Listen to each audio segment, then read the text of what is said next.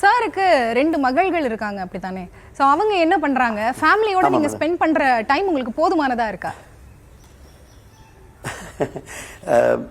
எனக்கு அவங்களுக்கு போதுமானதா இல்லை மேடம். எனக்கு 2 டாக்டரு.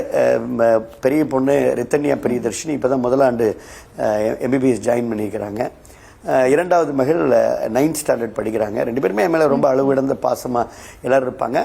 நான் செலவு பண்ணுற நேரம் அவங்களுக்கு போதவில்லை. இருந்தாலுமே அவங்க வந்து அதை தங்களுடைய